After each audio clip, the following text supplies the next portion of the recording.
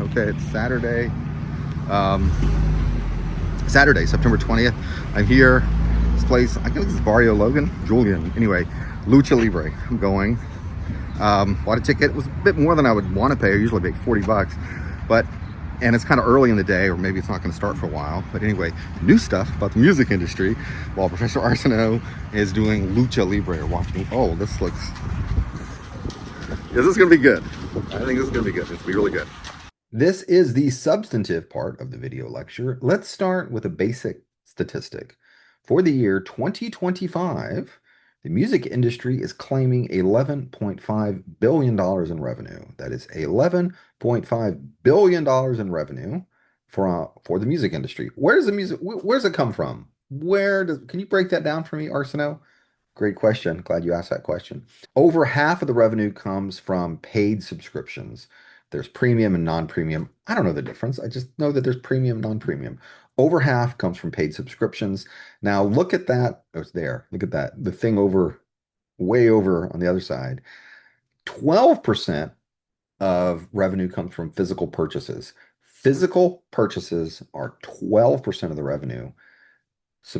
Paid subscriptions are more than half, and then there's other streaming services as well. Other streaming services, even if the user does not pay for them, will still generate money for the music industry because of music licensing or something of that nature. Or maybe there's commercials being inserted and the revenue is coming from that. So even if you're not paying for some online stream, if music is being played on it, and it's a legitimate site, legitimate, being the operative word there are some royalties going to the artist.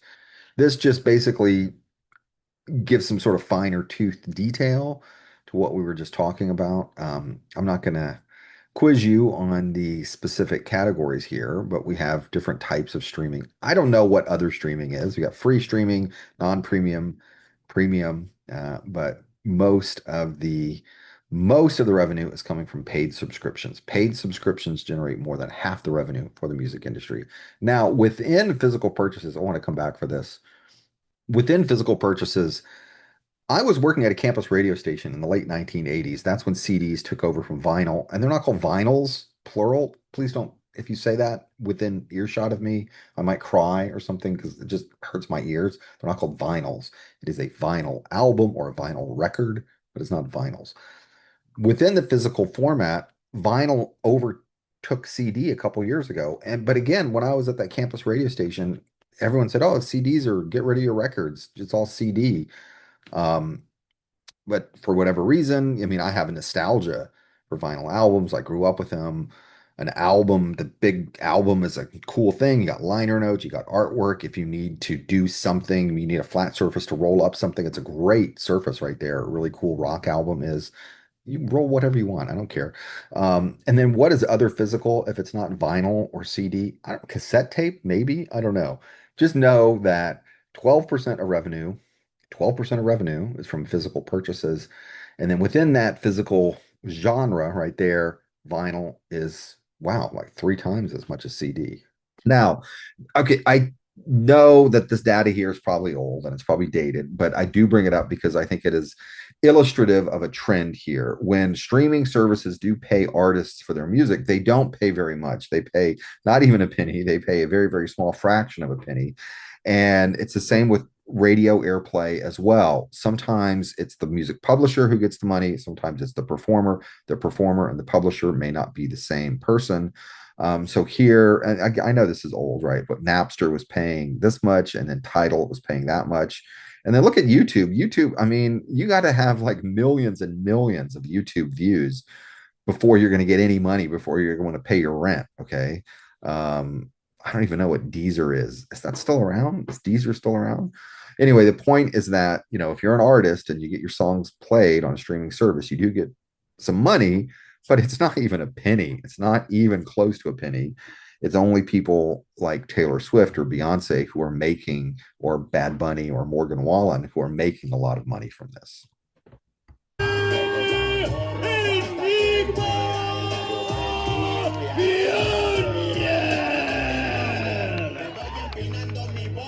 Okay, students, this is the part of the video lecture where I brought in a guest expert to help me out. She was a student of mine, I think, last semester, still as a SDSU student.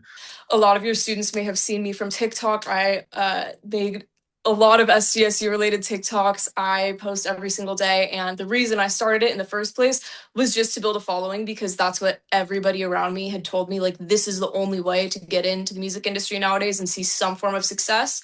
And so I've been building that. So what Uh, is your TikTok handle? What is it called? Name, brand, whatever. it's Samara Leilani, just Oh, my name. Yeah, my first okay. and middle name. Um, but yeah, I'll put that on the I screen right just here. I'll put that on the screen right here. Okay, awesome. I devoted myself to TikTok, as I'm sure a lot of people know. I recently just hit 100,000 followers, which was awesome, and got verified. And the hard work is paying off, but now it's time to like start introducing, like, okay, I'm a singer. And I actually today just signed with a management company, which I'm very excited for, and they're going to help me get all that figured out as well. Um, so I'm moving in the right direction in terms of that, but the music industry is something that has been changing at a rapid pace for the past few years, and everybody on the inside is kind of freaking out. Lizzo actually posted a video on TikTok on September 5th about this, and she talks about how um, nobody knows right now who the big artists are that are releasing music because everything is so algorithm based, and that is the way uh, TikTok has made things. Because from the TikTok algorithm, other social media apps started seeing how well that worked for them and how they were able to get so many viewers to stay on the app for such long periods of time because of the dopamine hits with the way the scrolling works and having stuff curated to you. And there is no more mainstream anything anymore unless you're Sabrina Carpenter. And so it's a really interesting time that we're seeing because I just want we're to coming. I want to Yeah, interrupt for a moment. Pull back to yeah, see. Let's go back to like the classic old world model. My understanding was there were three or four music labels, no more than five, I think, that dominated the industry. And is that right? yeah, And they own the artist and the distribution. And you're yes. saying that So they're no longer the major players. they are, but the way this works is so there's the big three. We have Sony, Warner, and Universal, and they, for years, have dominated everyone and everything in the industry. And they have the A-list artists. They make people stars. And the perks of that is they have the massive budget to pour into people like that they saw potential in, and they have access to the best songwriters, best producers, best marketing in the industry, and they will make you a star if you were signed to any of those. And they see it in you, they will make you a star. The issue with them is the contract that you are tied down to. Like, God only knows what those look like, because that can dictate your livelihood. It can dictate how often you're doing shows, even if you're unwell. You only get like 10 to 20% of what you make. It's not, you get the fame, you don't necessarily get all of the fortune. You will if you're a very, very massive star, but if you were just starting out for the first few years and they're trying to get the ball rolling on who you are, you're not going to reap the benefits for a very long time. Okay. All right. Yeah. But more people are doing just like self-produced or self-released or Yeah, so let's talk about independent labels and DIY artists, because independent labels are the smaller, like indie type labels that still give some of the benefits of a large label, but they don't have all of the resources in the world and all of the connections in the world. It's more ideal for people who are locally based or in a certain niche scene in the music industry. It works out really, really well for them. And the artists generally have more creative freedom. They get a bigger cut of what they make, and it's overall great for like an artist that is part of a specific group, whatever that group may be.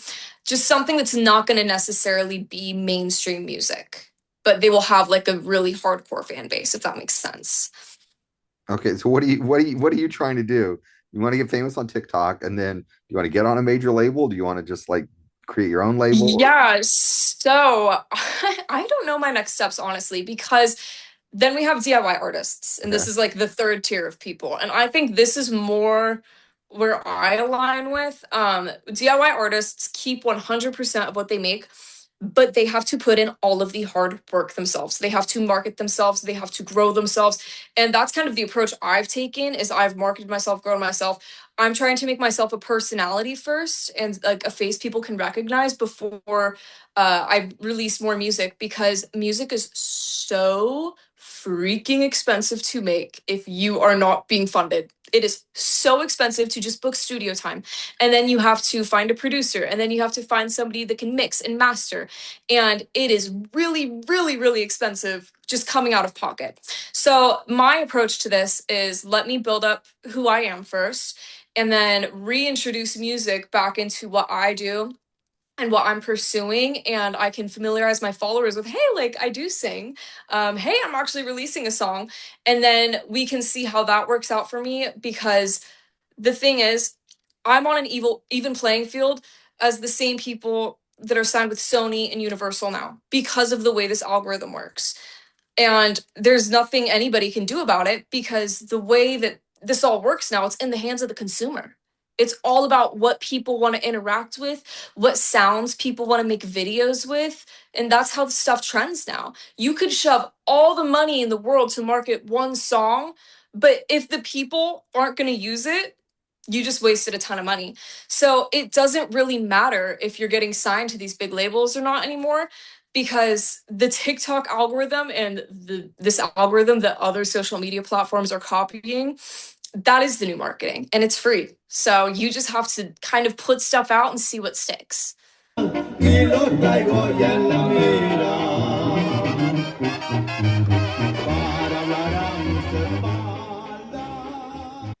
Okay, that was guest expert Samara Leilani. That's what she calls herself on TikTok now. But let's get into some other stuff. Now we have the report for the mid-year 2026. Mid-year 2026. This is the US. Top songs. Now we're looking at audio streams. Top songs. I never heard this. Choose in Texas. If I did hear it, didn't register. I don't even know Olivia Dean. I don't know any of this stuff. Ella Langley has number one and number four. Bad Bunny, okay, him I've heard. I've heard of him. I've heard of him. Okay. And then we got Huntrix again. Anyway, I just thought you might find this interesting. Audio streams is the metric we're using right here. Now, when it comes to albums, wow, there's so many different metrics when it comes to albums. Let me make myself a little smaller. When it comes to albums, there's so many different metrics. I took this chart from the Luminate study and had AI recreate it. The dark background was messing with my eyes, and I thought this might be easier to read. But there's so many different ways to calculate an album's popularity. You have album sales, you have song sales, you have audio streams, you have video streams. There's other categories I'm not even including right here. But however they do that kind of metric to come up with total album units, they'll take streaming numbers and calculate that somehow as an album as well. When you kind of crunch all that together, Morgan Wallen's album "I'm the Problem" most popular again midpoint 2026. We got Ella Langley, Bad Bunny again, BTS again, Noah Kahan. I just find it interesting that and Drake is here, but not Kendrick. I like Kendrick more than Drake. Um, I just think it's interesting that there's so many different metrics. So when someone claims I've got the number one album, or say you're a music promoter and you want to claim someone has the number one album, you could look at different categories. You could say number one in terms of audio streaming, number one in terms of free streaming, number one in terms of paid downloads, number one in terms of physical units sold. There's all different categories. Then now we're just looking at genres. We're just looking at genres. When it comes to people streaming music or buying music, R&B, hip hop is number one. Most popular genre of music, according to what listeners are consuming, is R&B slash hip hop. Now, most popular genre of music on the radio could be something different. There are more country radio stations than any other format. So country is dominates on radio, but when it comes to album sales or what are people streaming, R&B, hip hop. And then look at the different categories we have here. We have on-demand streams and then physical album sales. Oh, and that other column, TEA, that's like total equivalent album, and SEA is like streaming equivalent album. Don't worry, I'm not going to quiz you on that. But look at those other columns right there. Not all music is consumed the same way. The next slide is going to indicate that. Um, when it comes to rock, rock dominates when it comes to physical copies. Of all the physical albums that are sold, 44% are rock. You have an older demographic, you know, um, they're still streaming it. Now, when it comes to R&B hip hop, not as many things sold. It's a more popular genre, but not as many things sold, but it's basically 25% of all streams. So different music is different, different types of music is consumed differently, especially when it comes to Latin music or Latinx music. Almost 10%, let's say 9% of all streams fall into that genre, but only 1.5% of the physical purchases. So people who maybe like Bad Bunny or other artists are less likely to actually buy a CD or buy a vinyl album, more likely to stream. Yo la levanto por donde quiera, verde, blanco, rojo hasta que muera. El barrio prendido ya quemó afuera. Me voy tendido, me voy empinando mi bote, un poco mareado por la bebida y el borlote. Me tiene hasta la riata la gente con su mitote, pero me despreocupo, me pelan todo el garrote. This particular video lecture is probably long enough, but I trust your intelligence. Right now, you, person watching this video right now, I trust your intelligence. I'm going to talk very quickly about intellectual property law and copyright.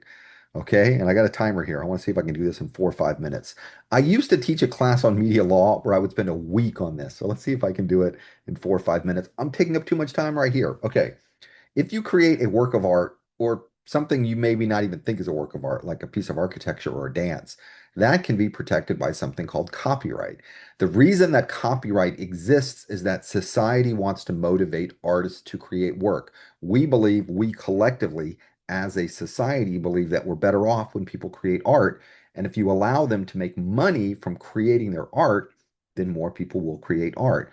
And if someone creates something, other people should not be allowed to sell it, monetize it, or reuse it. Now, it's very tricky because technology moves faster than the law. So as soon as a law is written, there's a new technology that comes out that wasn't accounted for in the previous law. This is a long-standing dynamic. What does a copyright protect? Original works of art fixed in any tangible medium of expression. Once you create something, it is considered to have a copyright. You don't necessarily have to file for it.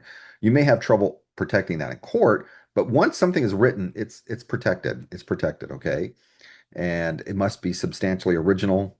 What is substantially original? You can debate that. 8 general categories of things: literary works, books, works of fiction, musical works. That's what we're talking about right now. Even dance moves could be protected if it was fixed in some form. Now, if something is not protected by copyright, it is in the public domain. Public domain means anybody can use it, remix it however they want. After a certain period of time, several decades, something created that was protected by copyright can be used by anyone. Big entertainment companies, looking at you, Disney, they have ways and loopholes and workarounds where they keep their intellectual property locked up. There was a Disney cartoon that went into public domain about a year ago. Not every depiction of Mickey Mouse is in the public domain, but that particular one from that cartoon is. Public domain means anybody can use it. Now, if you want to reuse a portion of someone's work protected by copyright, you can claim something called fair use. That's my argument. No one's ever challenged me, but that would be my argument for why I'm using clips from films and TV shows in these video lectures.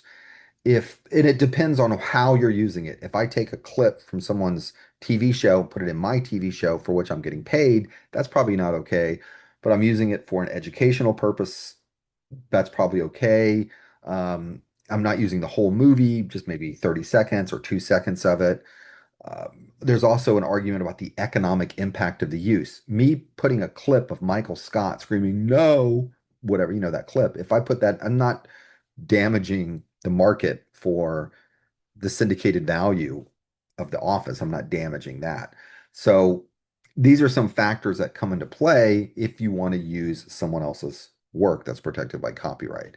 Now, I make myself go away. Better talk fast here. What's going on right now? Good question. Major music publishers right now are suing Anthropic, saying that Anthropic, the way it's training its AI model, is effectively stealing. It's pirating creative work. You're taking all this stuff, feeding it into this machine, then you ask the machine, "Hey, write me a song like Kurt Cobain singing a song about hot tubs."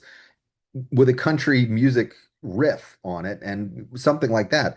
These AI machines, you know this, can do that perfectly. Is that fair use? I'm sure the AI companies claim it's fair use. But what they're saying internally, what Anthropic is saying internally, is different than what Anthropic is saying publicly.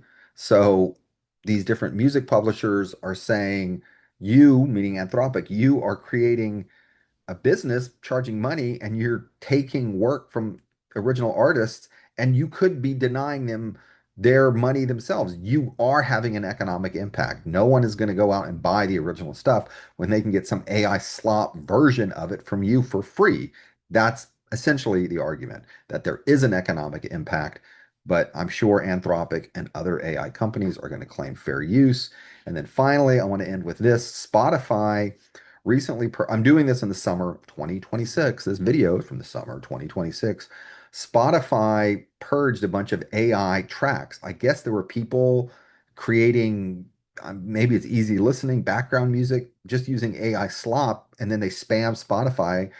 You know, if you have thousands of tracks out there and each track gets a handful of streams, collectively, you know, we talked about royalties at the beginning of the lecture here.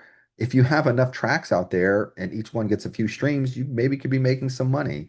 So Spotify is removing that, which I'm in favor of. I think, you know, does have its purpose, can be used, but it should not take the place of actual human artists. Okay, that's it. There's going to be one more question, and then we're going to maybe do a little bit of wrestling or something, some kind of wrestling thing at the end. I will say that the sort of the Latina woman, it's a thick Latina woman. I think I can say that, you know, in all positive, meaning that in the most positive way, wearing the sort of the studded sex leather mask as she was the referee in the wrestling match. In the final match, the guys were like beating her up, hitting her and stuff like that. She finally had enough and then she got into it. I wasn't quick enough with my phone to actually get video of it, but she finally got into it, body slams one of the guys, jumps up on the ropes, jumps down. The audience that was there for Lucha Libre screamed like I had never heard. People were just going crazy. It was one of the greatest things I've seen in live entertainment in years. And then she pretended to like pin all the wrestlers on the match. Okay, so I'm going to do one more question, maybe a little more wrestling video. And then now you're done with current stuff about the music industry. This is the final match. This is the final match, and my phone is dying. But I wanted to get a little bit of this. Esa es mi bandera, yo la levanto por donde quiera, verde, blanco, rojo hasta que muera, el barrio prendido ya quemó afuera. Me voy tendido, me voy empinando mi bote, un poco mareado por la bebida y el borlote, me tiene hasta la riata la gente con su migote, pero me despreocupo, me pelan todo el garrote, me para la yota.